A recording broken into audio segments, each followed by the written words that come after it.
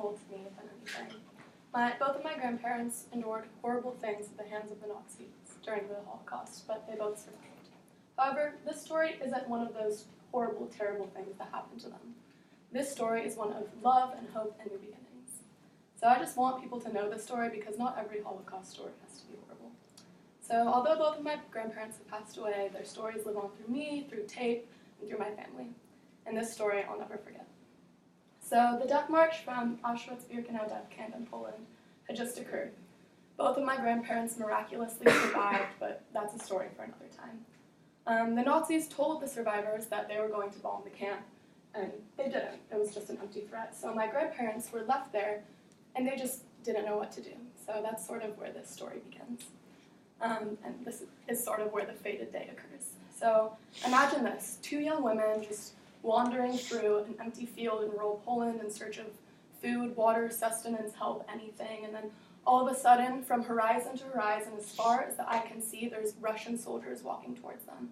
And these soldiers were actually coming to liberate the camps, but as they came closer and closer, my grandmother was like, oh my gosh, like what's gonna happen? And finally they call a halt for my grandmother, the whole Russian army, like, can you imagine? But unfortunately, they just find a translator and say, you have to leave, go back to the camp. So they return, and that's where this magical history of my family this moment happens. And so my grandmother and her friend, they're young 20, 21-year-olds, they're just at the entrance to the camp, there's only one road in and out of Auschwitz, and they see a group of young men walking towards them. And my grandmother sort of looks at these men, and then she focuses in on one of them. And then she sort of just says out loud, maybe, to herself, to her friend, to no one in particular, she goes, that man will be my husband.